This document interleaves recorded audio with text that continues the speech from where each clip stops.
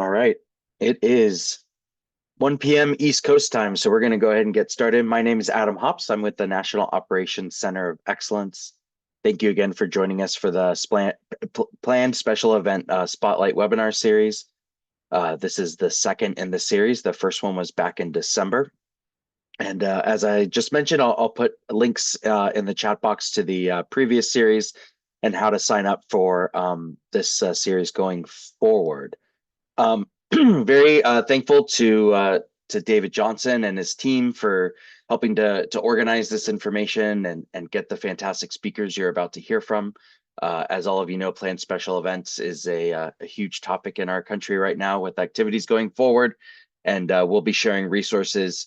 You can see them popping up in the chat box. We'll be sharing resources to help complement what our great speakers are talking about today that are out there. I also want to welcome a large group of students from the Transportation Technology Tournament. This is our student tournament, and those students are spending the next 6 months focusing on planned special events as well, and learning from the speakers who are here. So glad to have them. Quick ground rules for how we handle our webinars for those who are new. You will be muted throughout. That we want to keep the focus on those who are speaking and not have any distractions. But we absolutely want your input and your questions. There's a Q&A button down at the bottom of your screen. Please use that for any questions for presenters. We will have a Q&A at the end, so log your questions in there so that we can ask some of our presenters at the end. There's also a chat box that you're seeing information come out. If you have anything to add or a link to share or anything like that, you can throw that in there to share with all your fellow attendees and the speakers as well. Closed captioning is available at the bottom for anybody who would like to use closed captioning. And then this is being recorded. As I mentioned, all of our webinars are recorded and shared. The presentations will be available within the next few days. So be on the lookout for those. Best way to get them is to sign up for the NOCoE newsletter or to follow our YouTube channel. With that, I will turn it over to David Johnson. David, thank you again for organizing this. Thanks, Adam. Appreciate it. And as always, pleasure working with NOCoE, and thank you for allowing us to use your platform to get all this good information out to our practitioners. So good afternoon or good morning, depending on where you are. My name is David Johnson. I work with Federal Highway Administration in the Office of Operations. I'm a team leader in the Office of Operations, and one of the program areas under my team is planned special events. So we're really excited to be sharing this information and having some amazing speakers share their expertise on planned special events, as well as what they're doing to prepare for some of these larger events that we have upcoming, like the World Cup. Before we get started, I need to cover this disclaimer slide. So except for the statutes and regulations cited, the contents of this presentation do not have the force and effect of law and are not meant to bind the states or the public in any way. This presentation is intended only to provide information regarding existing requirements under the law or agency policies. As you know, Federal Highway and the U.S. government do not endorse products or manufacturers. Trademarks or manufacturers' names that appear in this presentation are only appearing because they're considered essential to the objective of the presentation, and they're included for informational purposes only. Let's go ahead and go to the next slide, Adam. Thank you. So as Adam mentioned, this is our second in a series of planned special events spotlight webinars. Our first one was held in December of 2024, and it began with the introduction of the planned special event checklist for practitioners. And it was followed by an informational presentation by Natalie Betker with the North Central Texas Council of Governments. During that presentation, she spoke in depth on the first of 6 components in the PSE checklist, which was the initial planning activities. She did this in the context of the 2026 World Cup efforts that we have ongoing across the country. If you missed this, there's going to be a link to the chat in the chat pod to the webinar recording, so you can go back and take a look and listen to that really good presentation and webinar. It also featured Indiana DOT's Ed Cox and their management approach to a large event like the Taylor Swift Eras Tour that they were dealing with in Indiana. If you're not familiar with the PSE checklist, we're going to put a link in the chat pod to this document. The intention of the document is for agencies to take it and contour it for their specific needs. It is not a one-size-fits-all checklist, but it is a very good framework that can be used as a starting point. And it offers a lot of potential steps to really get started as you're considering your safety and mobility aspects as they pertain to large planned special events. The Federal Highway PSE team, which right now is just me, we've completed our internal refresh of the PSE checklist with input from our very fantastic PSE technical working group, some of which you'll hear from today. And we're really pleased to share some of the updates that we have done to the checklist. And really the checklist has not changed a whole lot since its initial vision, which is good. It stood the test of time, but that's not to say there aren't improvements that can be made, and we have identified some of those improvements, and some of our speakers will speak on that today. So for today, we're pleased to have our practitioner team that's going to spotlight some of their World Cup preparation efforts that are specifically tied to the second component of the PSE checklist, which is going to be the feasibility study. And you can see that on the first bullet point for the agenda. We also have a awesome second set of speakers coming from the district DOT, talking about how they approach planned special events. As you can imagine, being in the capital area, they have these all the time. So really looking forward to hearing their expertise on it, particularly as it pertains to the 2025 presidential inauguration event. And they're going to be sharing their efforts and their lessons learned through the components of the checklist as well. As you go through and listen to these presentations, if there's any questions that come up in your mind, go ahead and use that Q&A pod at the bottom of your screen. It should have a question mark. And we will circle back around at the end of the presentations to answer these questions from our speakers. So if those come up, that'll be the last part of our agenda. Feel free to ask anything that comes to mind, and we'll be sure to cover those at the end of the presentations. So now let's go ahead and introduce our presenters that we have today. So I'm going to introduce all four speakers, and then they'll just do their presentations, and then at the end, they'll come back and answer questions. So our first presenters from New Jersey DOT, Sal Cohen. He's a director of transportation mobility for New Jersey DOT. He oversees ITS and connected vehicle programs, safety service patrol, mobility operations centers, emergency management, and more. He holds a BA from Wagner College. He's also a Operations Academy graduate, and he serves as co-chair of AASHTO's CTSO Operations Strategy Working Group, and is also a board member of Transcom. Liz Falcon is a principal analyst and statewide response coordinator for New Jersey DOT. She leads the New Jersey TIM program, enhancing incident management and roadway safety. She's spearheaded outreach efforts and trained over 5,000 responders in 2024. Liz is known for her visionary leadership and impactful initiatives in first responder safety and traffic incident management. Thanks to you both for being here from New Jersey. And then our second set of speakers are from the district DOT, Tom Nider and Natalie Jones-Best. Tom is a Chief Safety and Security Officer for DDOT. He leads emergency preparedness, regional evacuation planning, and transportation system security for DDOT. He represents DDOT in emergency response and planned special events. Prior to his time at DDOT, he served as a law enforcement executive with the U.S. Park Police for 26 years. He's a FBI Academy graduate and holds a master's in organizational leadership from Johns Hopkins University. And last but certainly not least, Natalie Jones-Best is an emergency preparedness and risk manager for DDOT. She oversees transportation emergency responses and DDOT's emergency program. With 25 years at DDOT, she's led many projects ranging from light rail development and Transit Federal Grant Program to the 2025 presidential inauguration, which is the 6th inauguration event during which she's been at DDOT. Natalie serves on multiple committees, including TSA's Surface Transportation Security Advisory Committee. So as you can tell, we have some fantastic speakers. And with that, I will hand it over to our friends at New Jersey DOT, Sal and Liz. The floor is yours. Thank you. Good afternoon. Thank you, David, for the introduction.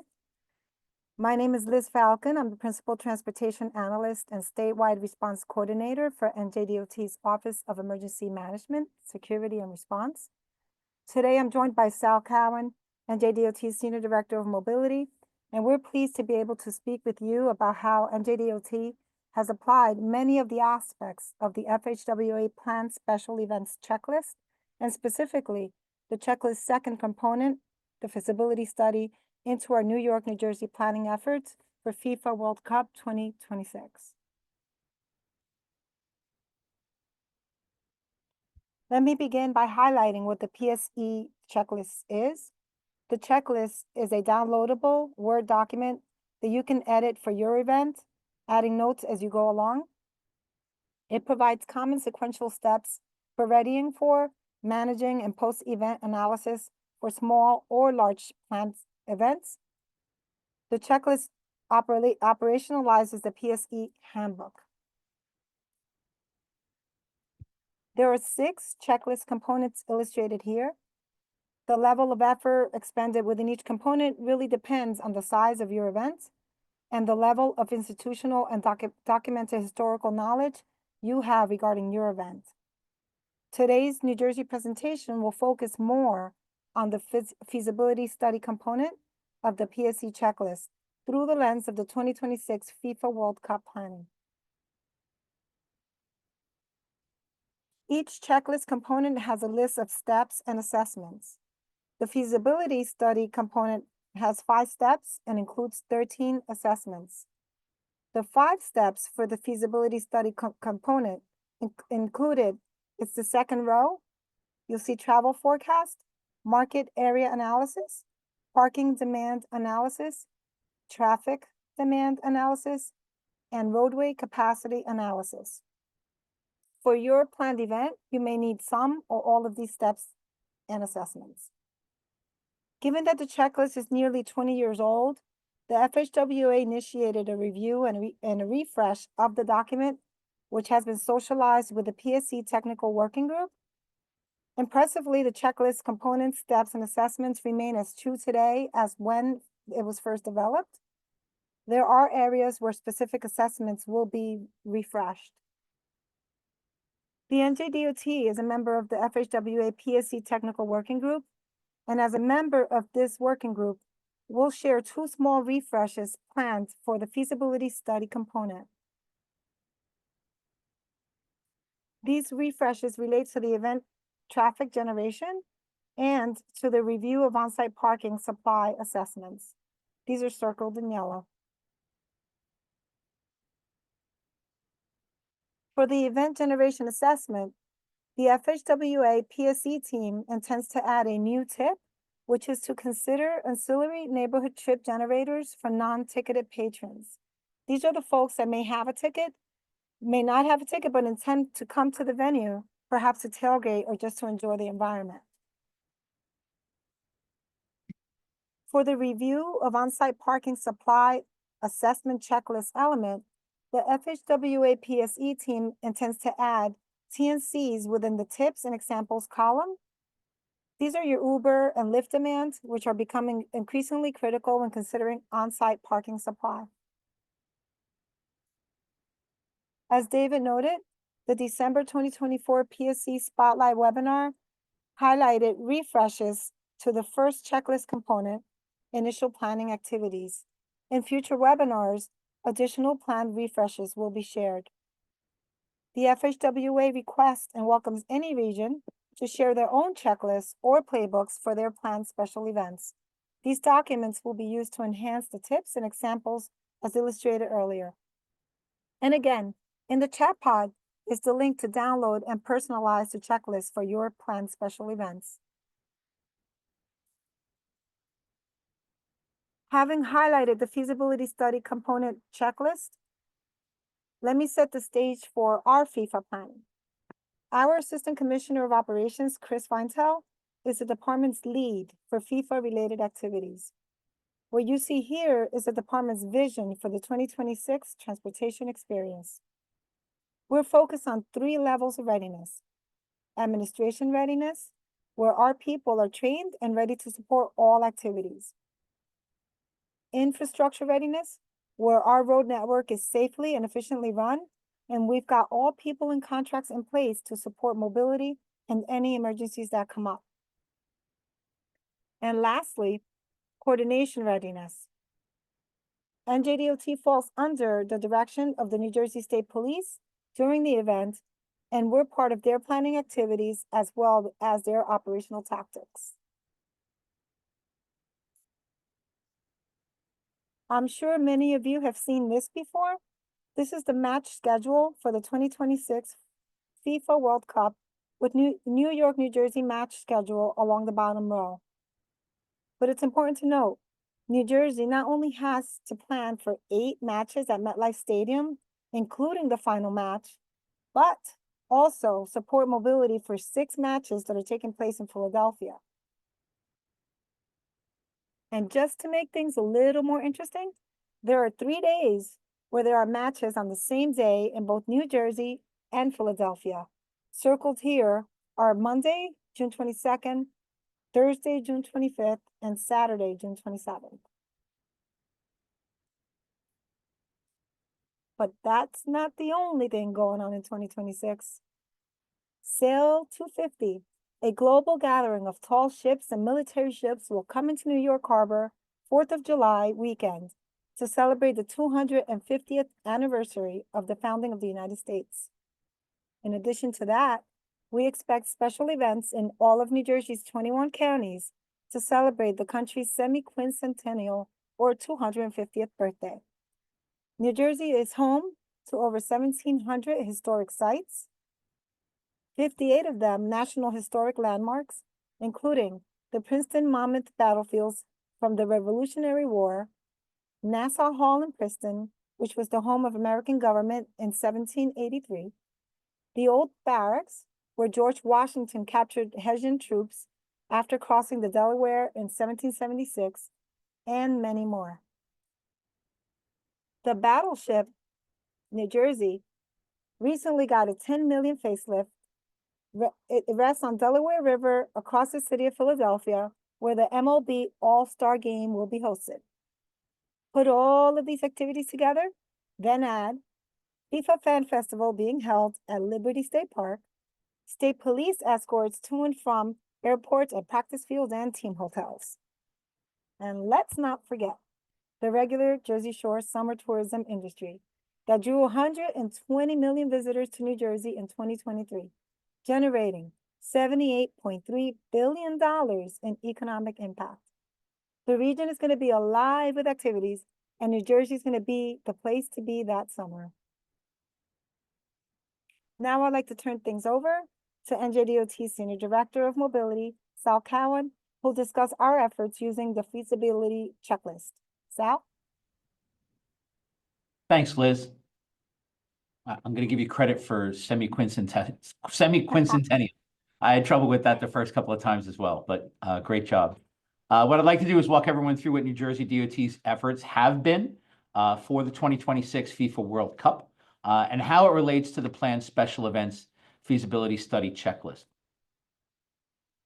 A quick note, you're not going to see any slides that shows New Jersey DOT checking off boxes. That's not how we worked on it.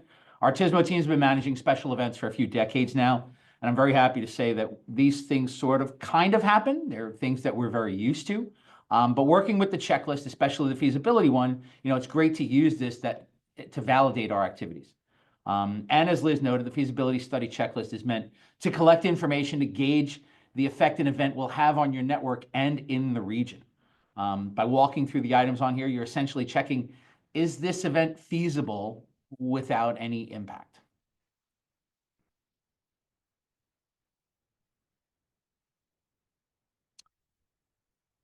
So the first piece we're going to discuss would be the forecast, the various aspects of travel for the event.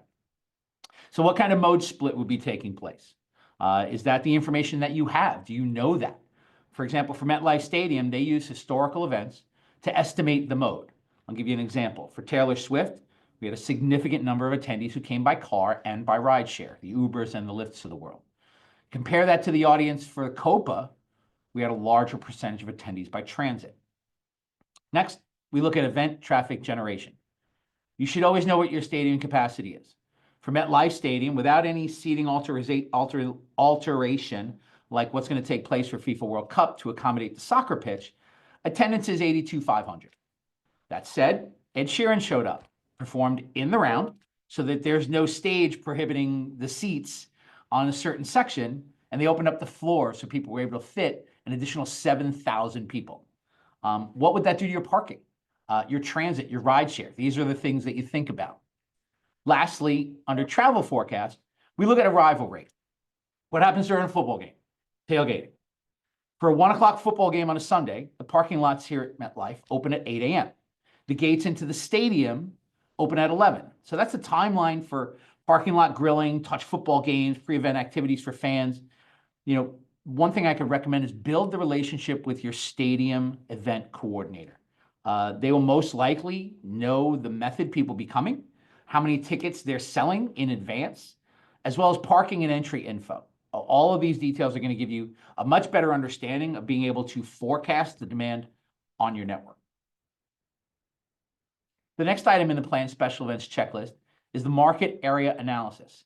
It's not something that we've done necessarily in New Jersey DOT in a structured way, but more along the line of, you know, we know our roads mentality, but we have some supporting documentation with it. You know, for many of the events at MetLife Stadium, we don't have a lot of background information in terms of performing a market analysis. The Giant Stadium was here before MetLife Stadium, so we already know there's a particular type of crowd for football games. That said, for a new venue, when you perform at one, you're looking at directional distribution of trips.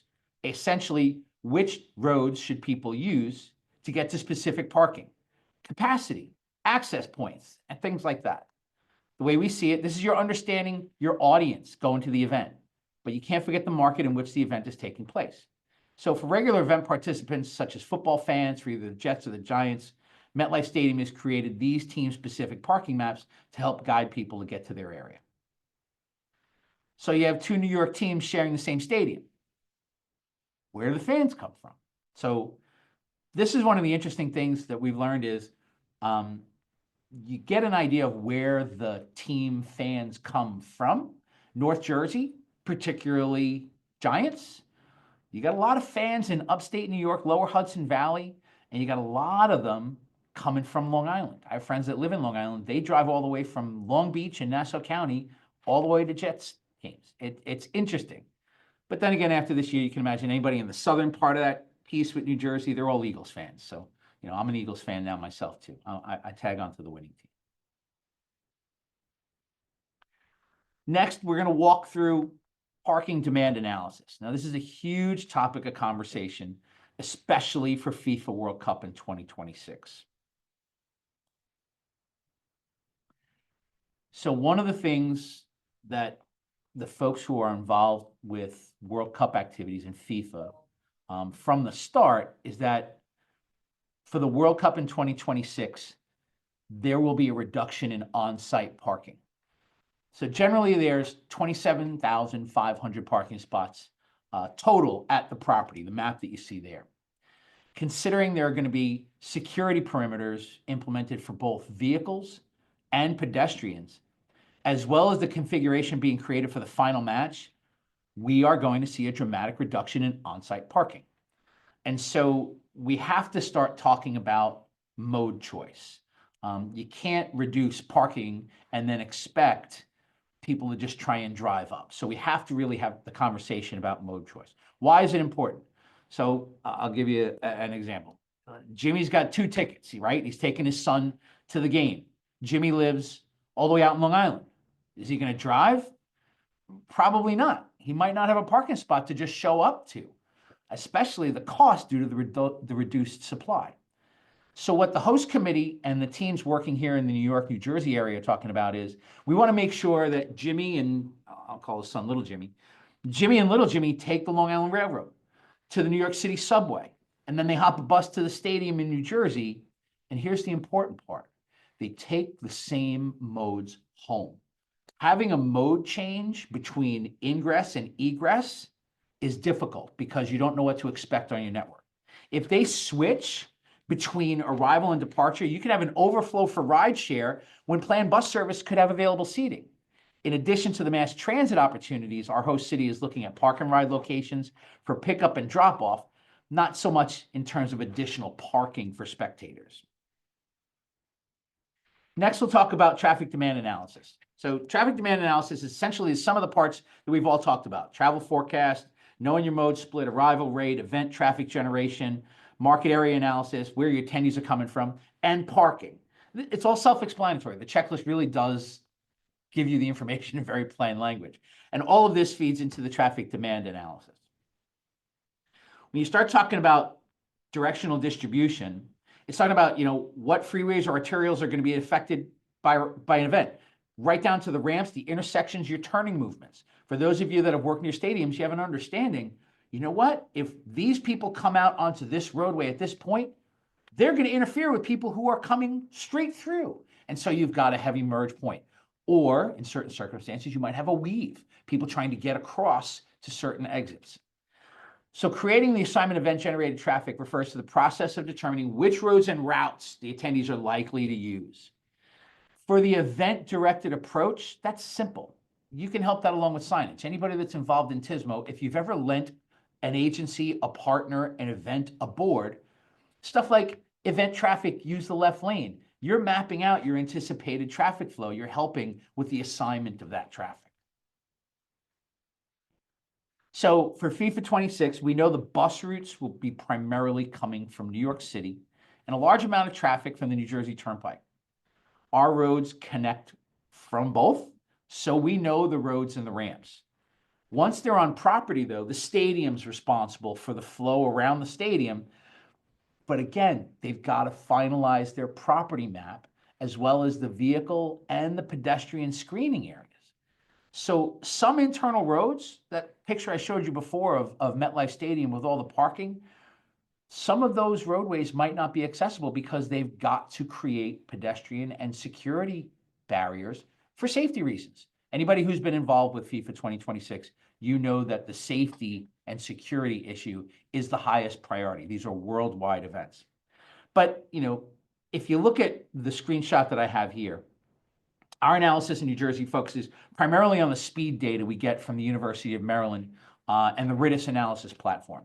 So what you see on the map, 7 o'clock, October 15th, is 1 hour before the 8 o'clock Monday Night Football game, Jets-Bills. Pretty decent rivalry, right? Jets-Bills. But notice all the traffic, that red box, is southbound heading towards the stadium. So this is what we now know. We should be there before 7 o'clock. Now, this is just a snapshot. It was delayed before this. But when you have these analytical tools, you can see what happens before the event. This way you can determine your timeline. This is great for a football game when all the internal roads are open. There's not a significant security presence. Once you start adding all those additional items on top of your stadium facility, your stadium road network, we could be looking at a different picture. So you could be looking at something completely different. When you're talking about the assignment of event-generated traffic, it's knowing the area. Where are your people coming from? But we also look to make an impact on that type of event-generated traffic and assigning it and turning around and saying, look, you can help.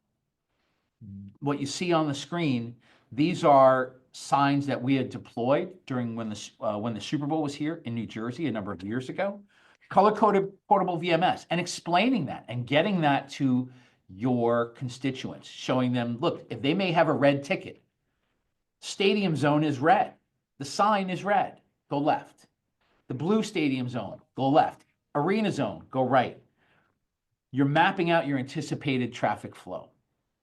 Once we get a more set in stone parking map from the stadium, and let's face it, Specific routes for buses, we'll be using our signage this way, whether it's overhead signs, portable signs, and the like. Finally, let's talk about roadway capacity analysis.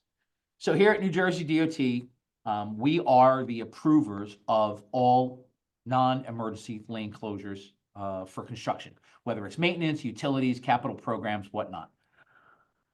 What we do is our people do lane closure analysis based on counts. So we use 1,400 vehicles per lane per hour as the maximum number of vehicles you could allow before you could close a lane. So anything above 1,400 hours, we don't allow them to close the lane during that certain time frame. So example, you have a 2-lane road that can carry 2,800 vehicles per hour with no delay. Event traffic has so many different variables, especially when you've got such a compressed ingress and such a rapid egress, right? Football games, not as compressed of an ingress. Maybe you've got a lot of people tailgating, and then that last hour before the game, you get the crush. There are going to be activities on the properties for FIFA prior to the game. So there are going to be people who want to get there earlier, get their seats, take their pictures. So the roadway capacity for sections of the stadium, unfortunately, in a lot of cases, right now, they're not going to be sufficient for that last hour of ingress, like I showed you with the Jets-Bills game. And then when you enter the highway, you have nearby decision points that will also be heavier on egress. So when you're getting in that last hour, it's going to be busy. And then when you're done and you're trying to leave, it's going to be just as busy. You've all sat in traffic if you're leaving an event. Think about it, you're leaving a movie theater. You all get out at the same time. It's the same thing. What I'll do now is I'll turn the mic back over to Liz to close things up. Liz? Thanks, Sal. As we wrap up our presentation, I just wanted to emphasize the value of communications during major events. Communication is absolutely critical. In the summer of 2023, NJDOT watched what happened across the country with crowds attending the Eras Tour. We didn't want to have our network significantly impacted and had to get the word out about the concerts combined with holiday traffic and the fact that people shouldn't try to go to the stadium without tickets. The result was significant. An analysis was performed by the data company Streetlight, and it showed New Jersey was able to reduce background traffic and greatly improve mobility around the stadium. Where other Eras concert stadiums saw nearly double the vehicles of delay on their roadways, our communication efforts helped to reduce delays around the stadium, leading to a safer and more efficient road network for one of the hottest concerts in the country. And we got high marks in the media to boot. I'd like to thank everyone and for being here today, and I'll turn it back to FHWA partners. Back to you, David.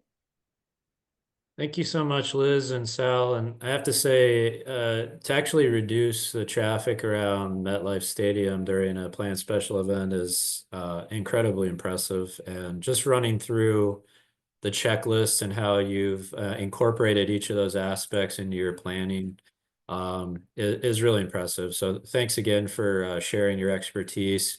As I mentioned earlier, if you have any questions for Sal or Liz and their slides, there's a Q&A pod that you can use near the bottom of your screen in the center.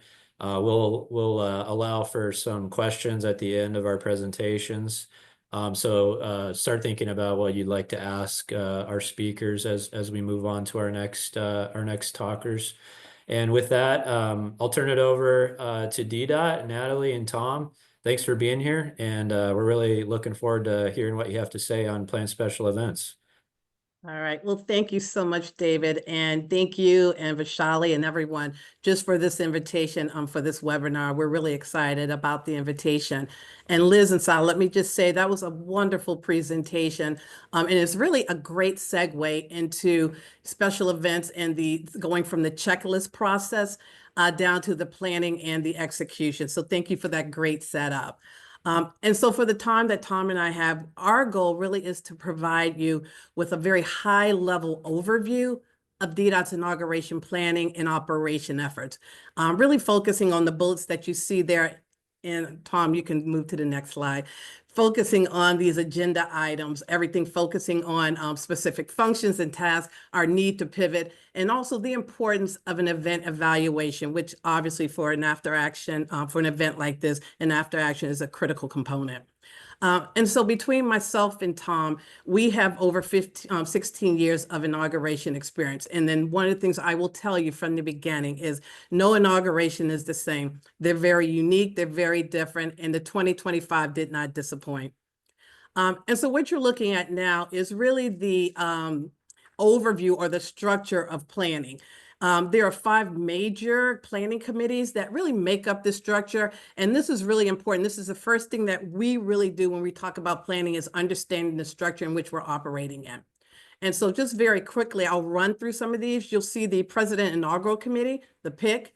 This is the responsible committee for planning and coordinating all of the official activities and events for the inauguration.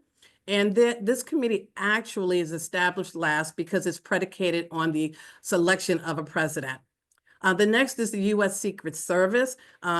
This is the lead agency for this national special security event, and it establishes committees for federal agency coordination.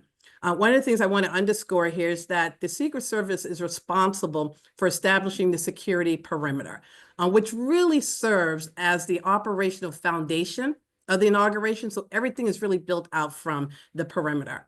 The next committee is the DC PIC, responsible for establishing committees for the district agency coordination. And this is led through the mayor's office. And as you can see, there's a transportation subcommittee that was run through myself, our director, and Tom. Next is the Joint Task Force National Capital Region. This entity is responsible for all the military support to ceremonies around the inaugural period. And then last is the Joint Congressional Committee on Inaugural Ceremonies, the JCIC, and it's responsible for planning and executing the execution of the swearing-in ceremonies. So that's really just to give you an overview of the structure in which we're operating in. Next slide, Tom. So historical data really is a critical component in the planning process for us. We look at previous trends really to assist our efforts in building out our operations plan. So whether it's looking at attendance, the metro ridership, or even temperatures and precipitation, which really played a part in this year's inauguration, it is critical to ensure that there is just a level of contingency planning that's built into our plan. And we do that by looking back at some of our previous inaugurations. The one thing I do want to underscore here is that we relied heavily and leveraged the 2009 Obama inauguration plan. It really served as our playbook, allowing us to do a lot of estimating, particularly with our budget, which was an early request, as well as staffing and resource needs. Next slide, Tom. So the inauguration, believe it or not, the inauguration is a multi-day event. My kids tease me all the time. They're like, all of this work for one day. But I always let them know it is more than a one-day event. It is a multi-day event with events that are across the city and even outside of the DC boundaries. And so what I would say is, this plethora of events and activities results in DDOT having a very large operational footprint. And each event that you see on the screen really does require an action. It requires coordination by the department. So whether we're talking about road closures or whether we're talking about emergency parking signs being hung up, all of these are incorporated into a staffing and resource component plan of our overarching plan. So now I'm going to turn it over to Tom, who will delve a bit more into our operations and our tasks. Yeah, so this is more of the planning involved in what we do here at DDOT, as far as the parade route preparation, repairing a lot of the different roadway structures in the area to ensure that everything is functioning properly, charter bus strategies, ADA shuttle strategy. We designed and installed over 15,000 wayfinding signs, more than 12,000 emergency no parking signs alone. We deal with, obviously, same as New Jersey, rideshare, micromobility, and then a lot of special event space permits. We handle all of the public space permitting in the District of Columbia. That's all we're warming up for the inauguration itself. During the inauguration, as things get moving, we remove signage, we remove traffic signals. We put up parade route flags, we mark the roadways. We do a security sweep of all the different assets in the area. This includes going around with the Secret Service and securing sewer tops. Every single thing that involves electronics in the security perimeter has to be searched and sealed. This includes parking meters. This includes the electrical boxes next to every traffic signal at every intersection. These things are inspected, checked for anything that may be dangerous, and then they are marked as sealed. We handle all of our traffic incident management stuff. And then we do a work moratorium, suspending all construction work and public space work in the inaugural security perimeter. And then as we move to after, we have to basically by the next morning following the inauguration, we have to replace traffic signals along Pennsylvania Avenue. And then as the days go on, we remove all the signage and start to get things back to normal. This includes also reinstalling bike lanes. This timeline breaks down our personnel assignments and tasks during the multi-day event. And believe me when I say the events listed here are just the tip of the iceberg. Almost every hotel room in DC and the surrounding area was reserved, and there were dozens of receptions late into the night that required additional security protocols.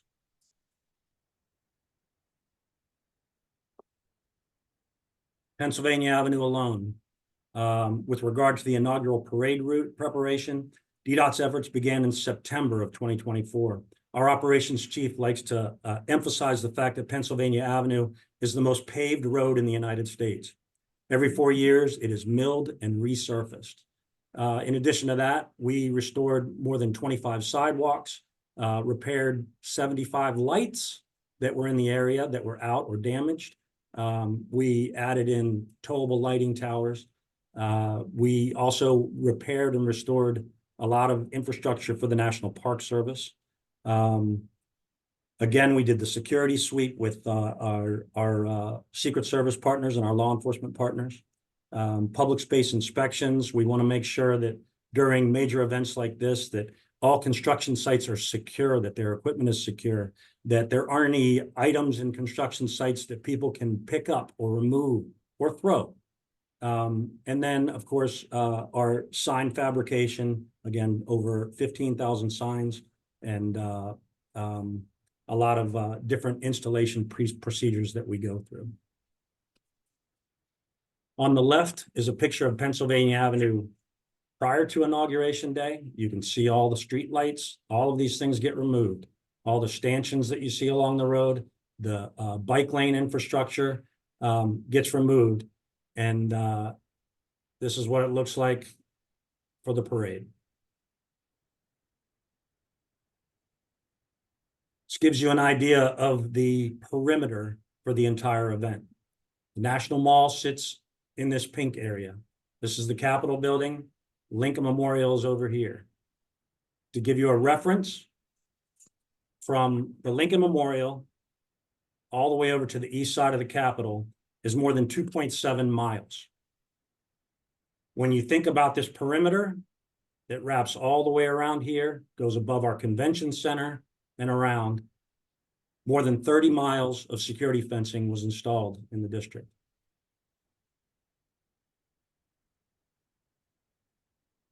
This detailed map was pushed out to the public through multi-agency coordination to include the U.S. Secret Service, the district's official inaugural website, and the President's inaugural committee. This shows signed walking routes from various parking areas, from various metro stations. It also shows our egress routes in case of some type of an emergency evacuation. It shows the metro station closures for the National Mall. Some of the stations were closed, others were left open or partially open. It included the rideshare locations, taxi stand locations, And then also our main charter bus parking area over here at RFK Stadium, and our shuttle route that ran through from that location. And I'll get into a little more detail with that shortly. As you look at the rideshare and taxi locations, we worked very closely with Uber, Lyft, and other vendors to provide as many drop-off points as we could that were close to the secure area of the perimeter. This is a bit of a challenge because we wanted to make sure that all these different locations didn't disrupt any type of normal traffic flow that wasn't already hindered by the size of this event as it was going. Next, we deal with the micromobility, the e-bikes and e-scooter restrictions. DDOT has full oversight of all electric bike and scooter operations in the district. Devices are restricted in the pedestrian zones. So this red area, beginning on January 17th, so 3 days before the inauguration, this area becomes restricted, meaning that up until the day of the inauguration or the night before the inauguration, e-bikes and e-scooters can pass through these locations, but they can't stop. So basically anybody riding in there would get a little bit of a warning on their bikes or scooters that would send them back outside of that secure area. These perimeters changed around a good bit in working with our law enforcement partners to ensure security. We worked with Secret Service to make sure that over 2,000 of these devices were removed from this secure area. And all in all, just so you have an idea of the ridership, more than 8 million rides per year alone happen on over 10,000 of the capital rideshare bicycles that we have. So you can imagine how much more that is when you start to add in the other vendors and devices. Charter buses. Bus parking became one of our biggest challenges. We needed to identify roughly 2,000 spaces in the area so that we could manage the traffic flow within the district. RFK Stadium, which you see here, in prior inaugurations would hold more than 1,500 buses on its own. Well, it's currently in a demolition phase. A lot of the parking lots have been removed. They put in a few soccer fields and things like that.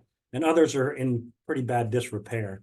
So this inauguration, the parking for the RFK Stadium was limited to about 600 to 700 buses.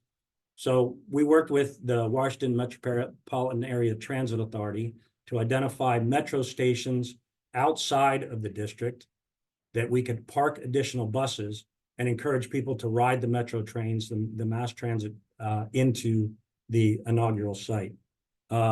This was cumbersome in a way. It took us a while to really get everybody on board. We worked with a parking contractor to put up a registration site online.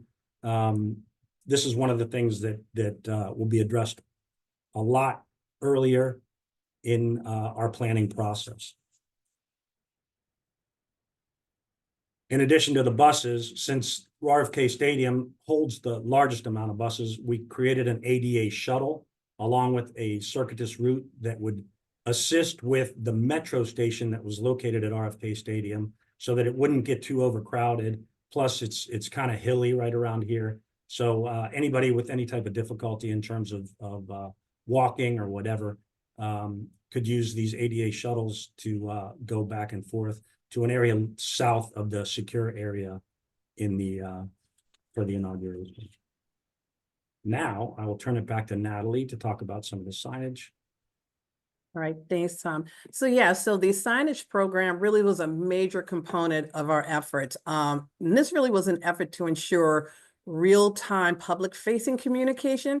And so as a result of that, I think Tom mentioned, we put in place over 15,000 signs. And so when you're looking at these signs here, it's really, we had two sort of distinct components. First, there were directional signs. So we're really talking about the wayfinding, the ones for the most part that you're seeing there, how to get to the National Mall, how to get down to the RFK Stadium, how do I get to a warming site? Okay, so this was about navigating people to specific areas. And then the second was really about parking management. emergency no parking signage.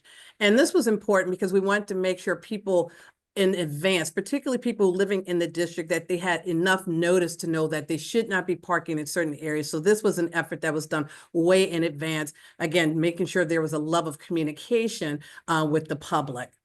What I will say, I guess, about the signs is that this really is just a small subset of the larger inauguration signage effort that was in coordination with Secret Service, in coordination with the Joint Congressional Committee, and also with the Secret Service. And then lastly, one of the things I like to stress is when we think of the signage and thinking about the inauguration, it really is partially a walking event. Whether you're walking to and from a metro, whether you're walking down to the mall, all of this is in part to be able to communicate in real time, but also is information that we like to share beforehand. So when people are coming into the city, they can expect or have an expectation to be able to know that they'll be able to traverse the city and know where they're going. And this is also important because as we talk about messaging, I know Sal and Liz talked a lot about their variable message boards as well. So this is just a subset of the signage. We also had an undercurrent of that with our actual variable message boards as well. So again, communication really being at the forefront. Next slide, Tom. And so as we've talked throughout this process, there are just a number of partners. Tom mentioned just recently about the buses being parked at Metro, and Metro WMATA is really a major partner with us. And so one of the things that was important for us is any information that was coming through Metro, we wanted to get that information up front. So for instance, with WMATA, they closed a total of 5 of their Metro stations due to the location that was established near the security perimeter. And then other stations, while they were open, there may have been, say, an entrance or an exit that was closed, again, because it abutted to that location. Our main focus, again, really is about just the communication and making sure this type of information for people who are traveling into the city that not only made it onto our website, the district's website, but also onto other websites so people could pre-plan their trip to the district. Next slide, Tom. And so that was the rail side, but also there's obviously the Metro bus operations. And so there were over 40 bus routes that were detoured due to these routes traversing into the established security perimeter. And so where does this really intersect with our plan? Well, many of these adjustments and these detours actually resulted in coordination of traffic management on our secondary routes. They were having to do turnarounds. And so again, that put an additional requirement in terms of our DDOT staffing and something that we really had to account for in our plans. Next slide. So the map here really demonstrates the full breadth of our operation and deployments across the district, even into Virginia. We had close to over 450 employees scheduled to work the inauguration.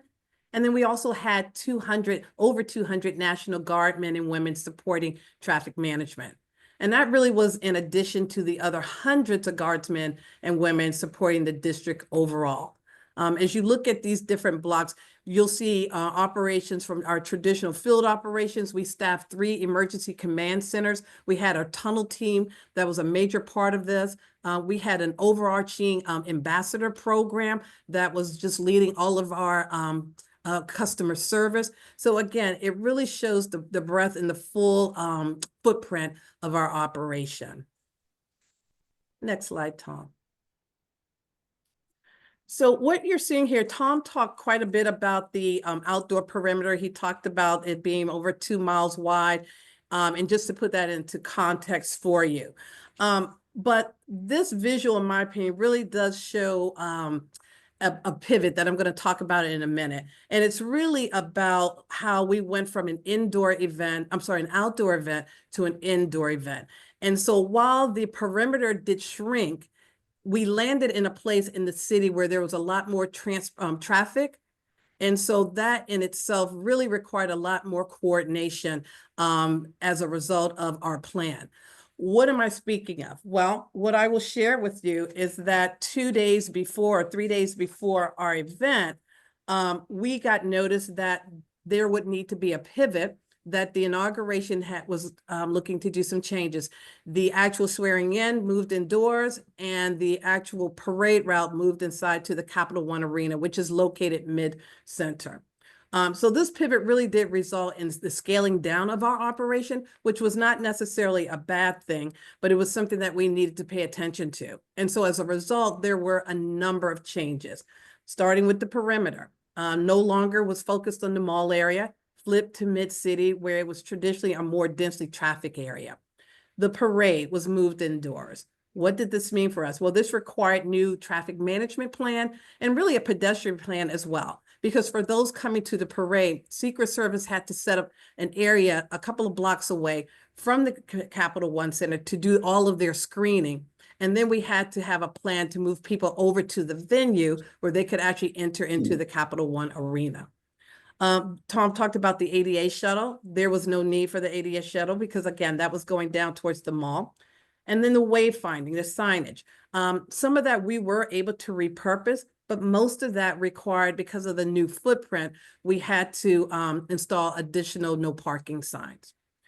I think the greatest challenge, I would say, was probably the staff deployment. There were significant changes. This was an overhaul to our staffing plan, with a focus on our traffic control officers, a focus on our National Guardsman placement. And I'm just gonna do a real shout out to the T.Y. Lin consultant team, who I know is on here, led by Shoma Day. We could not have done this significant change without that team.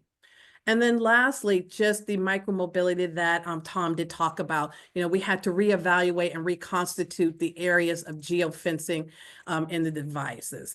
And so before we move to that last slide, Tom, again, just when we talk about what are the subtle changes of those two, you know, to me, there was just the visual of these two, the previous two maps was just very stark. We had one that was planned over a course of 4 months with a 2-mile perimeter radius, and the other planned over the course of 3 days with a much smaller perimeter, but established in a more heavily dense business district. And so I can tell you, and Tom will share with you, there were a lot of lessons learned. I'll turn it back to you, Tom. Okay, so let's talk about some of the after action and lessons learned. What went well? Well, DDOT's capacity to pivot when necessary. Natalie mentioned we had 3 days for a switch. The switch was caused by weather. It got very cold, very windy. So the inaugural committee and the president decided to move the swearing in indoors, cancel the outdoor parade, cancel the outdoor presence of the public on the mall area. So that entire area was closed. We used GIS to map the events and our assets. I'm going to display that in a moment when I switch over to another screen. The use of SharePoint as a repository for documents and planning elements. We had tons of information pouring into our SharePoint site. We had frequent meetings, both with all of the different agencies that were working together. We worked with more than 70 different agencies. There are more than 70 law enforcement agencies in the district alone. And then, of course, communication with our internal and external partners. On that note, I will say that you heard my bio. I worked in law enforcement for over 26 years here in the district, and then moved over here to DDOT. This was my 9th inauguration that I've been involved with. And without question, the U.S. Secret Service really stepped up the communication level for this inauguration.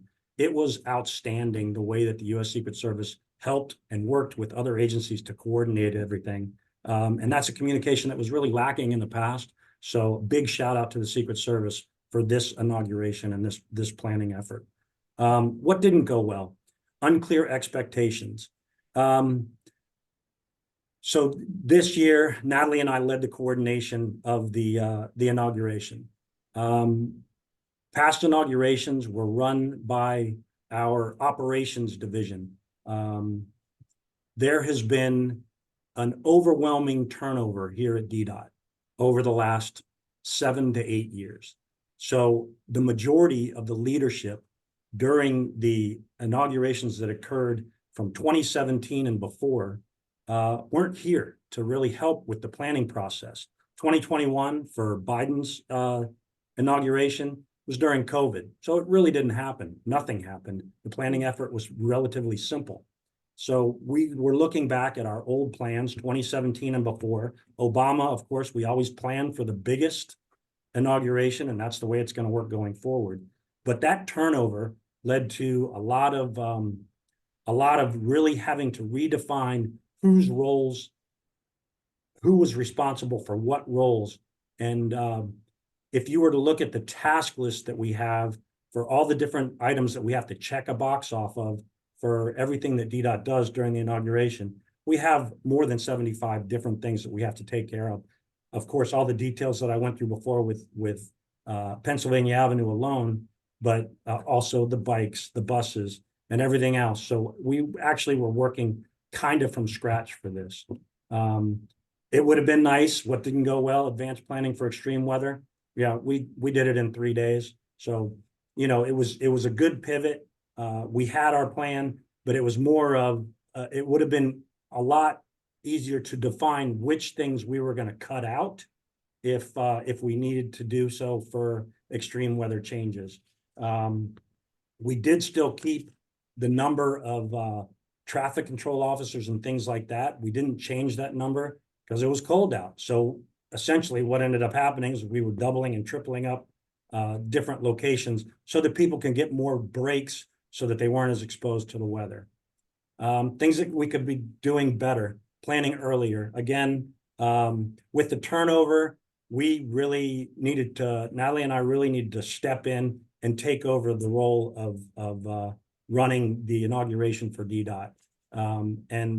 It was a very good, although very tiring experience. The use of previous inaugurations to set operations and expectations. Yeah, we did that as best we could. The future will bring better things. One of the things that I emphasized in every single meeting we had, both with just DDOT personnel and with all the other agencies, was succession planning. Succession planning is so important in these things. When you go to these meetings, you can't just be your sole representative. You need to bring somebody with you to these meetings that is somebody that's moving up in the organization, or somebody that may be handling your position in the future. I can't emphasize it enough. And also to document every single thing that goes on. What we're planning to do for the next inauguration, and it's already in process, is from our task list of those 75 items, each person that was responsible for each task, we've had them do after action review, of course, and then to detail step by step everything that they went through during this process to complete that task.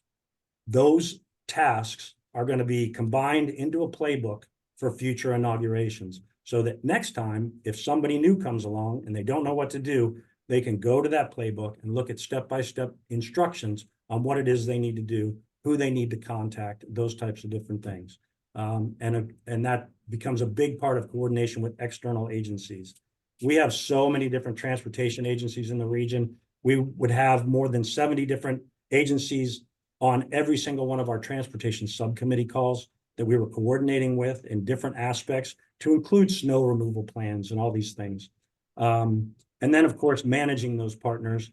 Like I mentioned before, we had some challenges with some of the bus parking things, and we learned through a lot of pushing and shoving that sometimes you need to hit different organizations from a lot of different directions to get to the right people to make things happen, and make things happen faster than they happened before. All right, I'll move on. And what I'm going to do is give you a brief showing of our web map that we moved to. So let me switch screens here and get out of that. So this is our SharePoint site. This is the SharePoint site that we created. We created a document library. We do have documents on here now that run all the way back to 2009 inauguration. We created a hot wash survey for immediately after the inauguration itself. We had our people that were working do a hot wash so that they could give us their immediate reactions as to what happened. Our indoor operations plan, our outdoor operations plan. And then we went to our operations maps. The task list, this is the task list that I was talking about. I'll hit it real quick just so you can get an idea. If it'll load fast enough, there we go. It gives you kind of an idea of everything that we were doing, more than 75 items. Now let's touch the map. Again, for point of reference, Lincoln Memorial over here, Capitol over here, 2.7 miles in this area. As we start to work through this, more reference, Union Station, the Capitol building, and the White House are here.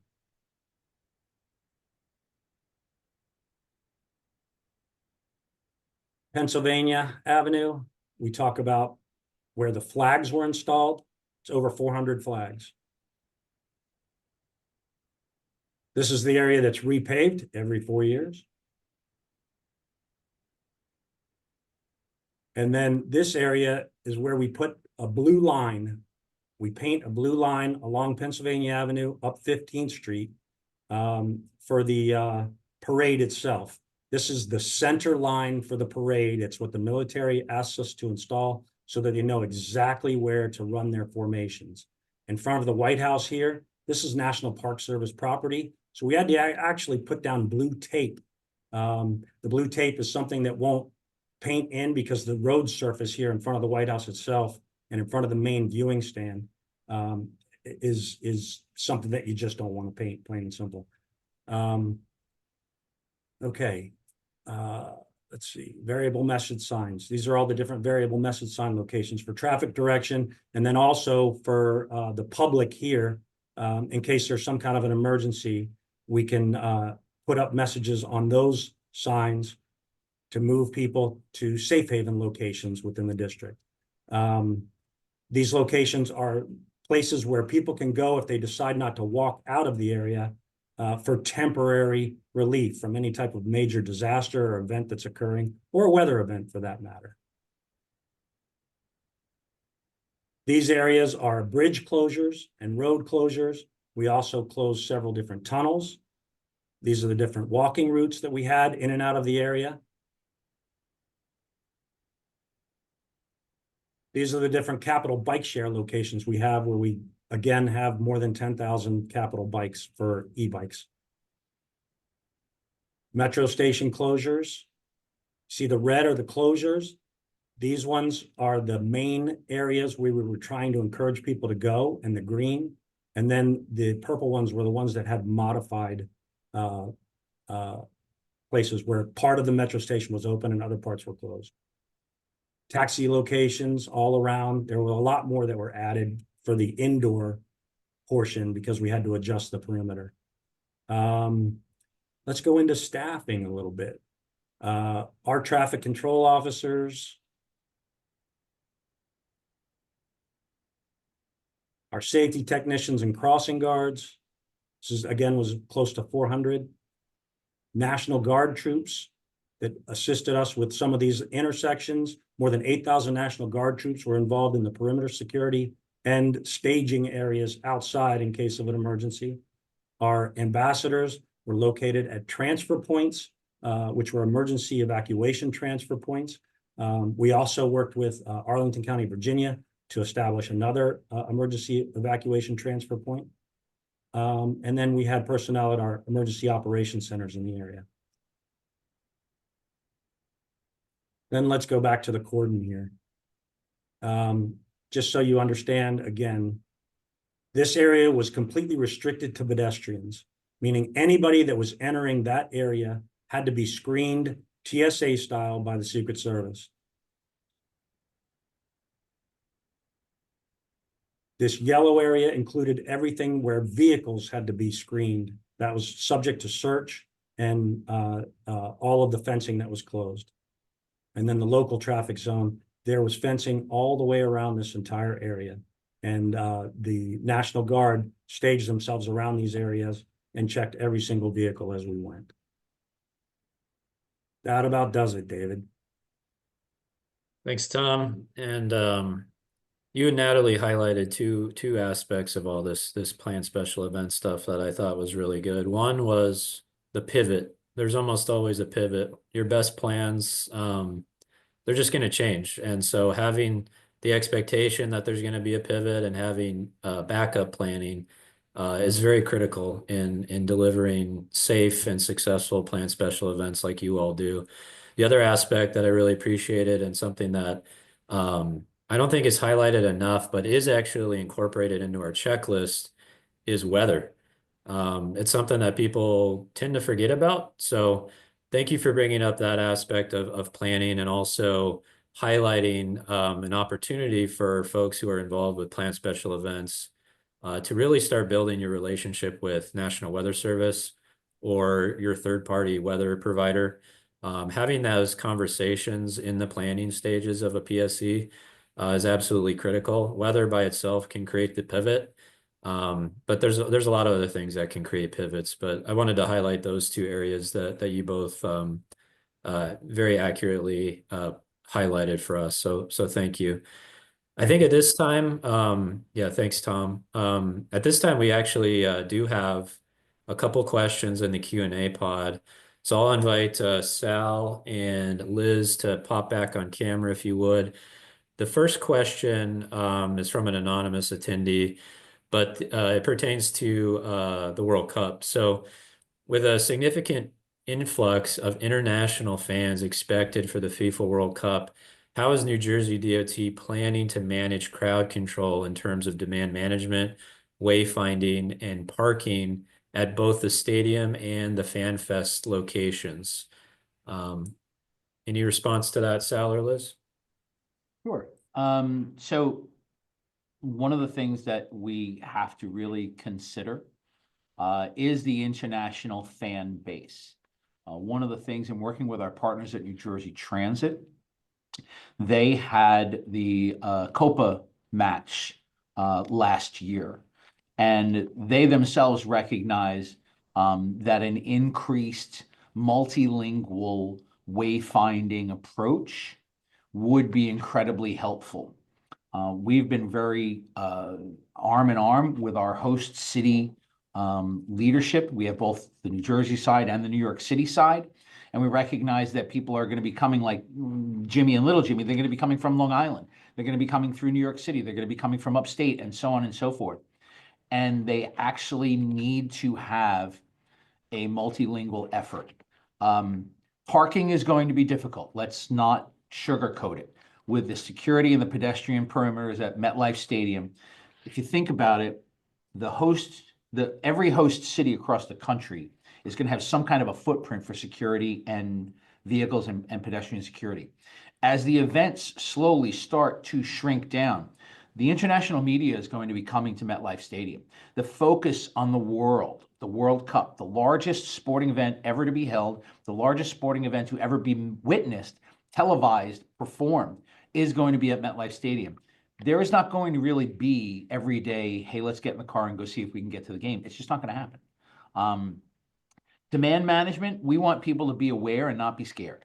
The World Cup coming to New Jersey and the associated festivals, the fan events, the events that they're planning surrounding all these types of activities, including the Fan Festival at Liberty State Park. As Liz mentioned, it's an incredibly exciting time to be here in New Jersey with our 250th anniversary, just across the river in Philadelphia with the MLB All-Star Game, with the city of Philadelphia being, where did they all sit there and work through, the Declaration of Independence? I mean, you're talking about, the birth of our nation.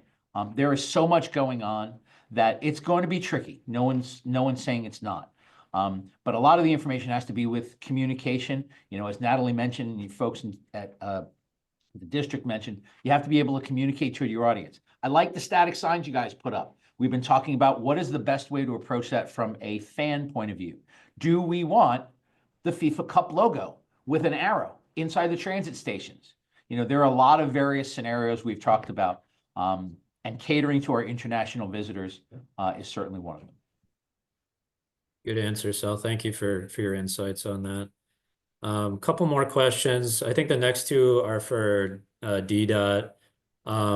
So Natalie and Tom, do you feel the district's laws and regulations requiring TNCs like Uber and Lyft to share data with you were critical for your planned special event success? And if so, how was that helpful?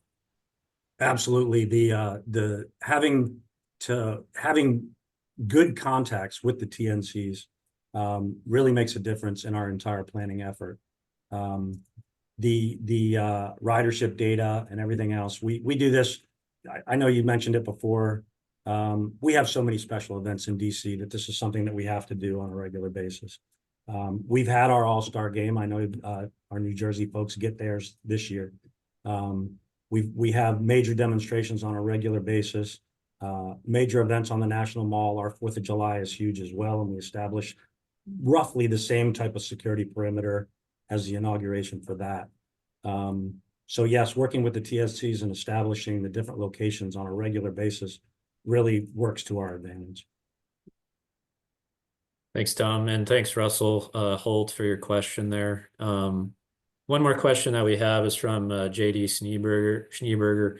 Can DDOT speak to the coordination with Virginia and Maryland DOTs, and how is that coordination from an ITS and operations perspective leading up to the inauguration?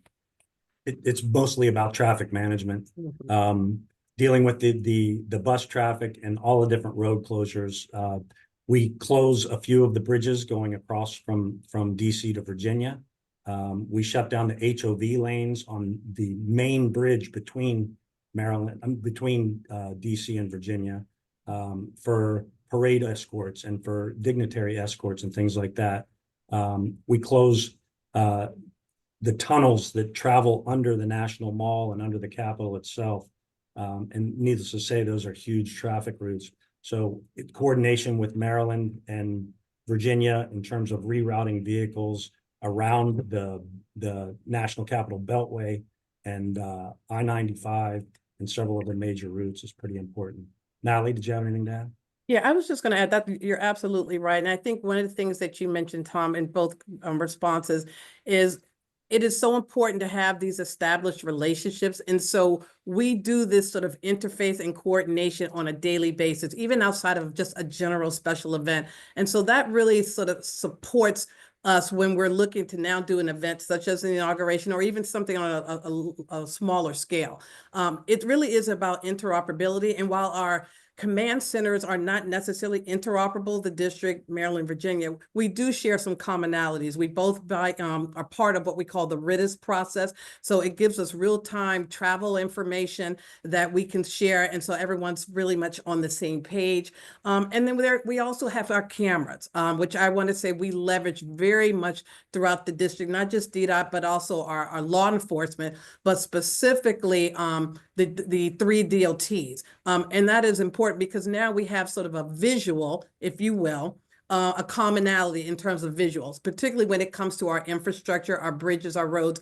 Not all cameras in the district can see what's in Maryland and vice versa, but there is some critical infrastructure where all of these DOTs are able to see in real time what is taking place. And so I think just that coordination outside of an event really just plays to our benefit when we are sort of working collectively with these various events. And someone put in there, yes, the MATOP coordination as well. Again, all of these DLTs are part of that MATOP conversation. We have a monthly call with the Council of Governments where all of these representatives and MATOP is there. So again, it's really the conversations that are happening outside of the special event that again becomes the benefit for us when we're planning these events and executing them. Thank you both. One other thing that Tom mentioned during his presentation that I think is absolutely critical and something that I was going to ask about, but you covered very well, was succession planning. And how do you keep, the inauguration's on a 4-year cycle. You mentioned that DDOT in particular has had very high turnover the last 6, 7, 8 years. And you talked about kind of pulling in other people into meetings, but also your records management with the SharePoint site that you use. Are there any other aspects, and this is for Sal and Liz as well, Are there any other aspects that practitioners need to be aware of to share this knowledge for the next group that's coming up for, 2 inaugurations from now, or when the World Cup comes back in 24 years or 30 years? What are you all doing to make sure that that information is archived, but also training the next people that are coming up through your organizations, in particular as they pertain to PSEs? So how do you make sure that the next generation of folks that are coming into your positions are ready and able to learn from all the pains and successes that you've all had? Yeah, again, like I discussed, the SharePoint site that we have, we've got all of the documents that we could find in the history of DDOT dumped into that site at this point. And as long as SharePoint doesn't go away and we still have them downloaded to thumb drives and things like that, just so that hopefully there'll be some way of recovering all these documents left behind. You said it again, making sure that you bring somebody with you to these meetings, train that next generation, get them involved in these different things. We have so many special events that the more people that can handle these things and the leaders that let people take ownership of roles and allow them to run with these things and make some mistakes, and then you can work with them to correct mistakes. It's all a part of building future leaders and moving into the future that way. And I would like to sort of add just a point to that. Tom's absolutely right. I think the other thing for us that we recognize is when Tom talks about that lengthy list of tasks, and he's being very modest because those were just the DDOT tasks. There were tasks outside of that we were a support to. So that list was infinite. But I do think I want to just share with this group that when we're talking about as well with this special event and our experience, there are those tasks that fall neatly into sort of the alignment of our department. So every day we do traffic management. Every day we have signal people who are out there. So that's not a new sort of effort. What really becomes that effort, and which is why it is so important to document this and to train someone, is because there are those sort of non-traditional tasks that we had to lead. The chart of us that Tom talked about, the ambassador program, which is like a whole cadre of customer service people. These are not tasks or operations that we do on a daily basis. And so it's important to understand that there's not a built-in part of the agency that we go to say, okay, this is the group that automatically does this. This really gets formed by various people throughout the department. And so I think as we look at, 29? It's important to recognize that those non-traditional tasks will require people who've had some experience, but more than likely have not had the experience because it's not traditionally something that's in our wheelhouse. Great answer. Thank you. Sal, Liz, did you want to speak to the succession planning or record management or any other aspect that I brought up? Well, Liz is gonna absolutely be reminded of this. I have a staying here. There are a couple of 3 rules that I have with my staff. Good news first, good news fast, bad news faster. That's always a good one. But there's one that I always really try and reinforce with my people is you never know when you're going to get hit by a bus. You could have best laid plans and be walking to the meeting with your plans and get hit by the bus. And so when they're saying, where's the plan? Well, he got hit by the bus. That could be a number of different references. Someone could get married, win the lottery, decide to retire, move to another country, or something even more unfortunate. We always try to tell our staff, never go to a meeting alone. This way, you are not the only one that heard the story. And if something happens to you, you don't know what the story is. Liz is nodding her head like, yeah, I heard this bus reference. I have a backdrop for my meetings with the Cowan Express behind me. I said that bus comment at most meetings myself. Same thing. It's important. We were just talking about this the other meeting I was in before. Knowledge management, being able to translate and manage information down. The website you guys showed up, that ArcGIS website, is fantastic. In 5 to 6 years, what's the new version of that going to be? Is ArcGIS the platform you're going to use? We were handed a brand new software package right before the Super Bowl, like 2 weeks before the Super Bowl. We all went like this. No, not 2 weeks before the Super Bowl. You're not giving us something new like that. But our plans are very ICS focused. Liz is the statewide incident management coordinator. We develop plans for everything from the such and such festival to MetLife. We'll have an ICS based plan as we roll up into the state police. Thank you. Thank you all for a great answer. We got one more question that came in, so let's tackle this for the last couple minutes that we have. How do you all manage public outreach and messaging during planned special event times when so many roads, tunnels, and bridges are closed, but many people in the public can't work from home, they're shift workers, or they need to be somewhere for an appointment? It's a concern for MassDOT, has given that 6 of the 7 World Cup matches are on weekdays with MassDOT. So how do you manage your public outreach and messaging with your PIO offices? Well, the first thing I would say is when it comes to communication, it's about early communication and often communication. And again, the good news is that the communication piece is not something that's just happens during an inauguration or during a special event. It really is predicated on the building of relationships, whether it's with your business community, your church community, the federal government here. So it's really establishing, in my opinion, that laying down that sort of coordination connection outside of these events. And so when there are events that are in place that will have some adverse impact on, whether, as you said, David, on traffic, the infrastructure, there is sort of an expectation on both sides, on the government side, but also on the community side, to be able to have those conversations upfront and personal. I will share with you, we have a great PIO team, as I'm sure in New Jersey as well. And so it is always about making sure that we understand who the stakeholder is that we need to communicate with and how to communicate with that stakeholder, because every stakeholder does not receive the same message the same way, nor do they take that message in the same way. So my advice is always early and often, and then being able to pivot, because sometimes it's real-time communication, and that's when we have to leverage every tool we have in the toolbox to be able to push that communication out in real time. Anyone else want to tackle that, or did Natalie take care of that answer? It was an amazing answer. All right. Well, with that, I want to thank Tom, Natalie, Sal, and Liz for your time. I know you're all very busy, and just taking an hour and a half out of your day. I know New Jersey DOT is dealing with a sinkhole issue right now.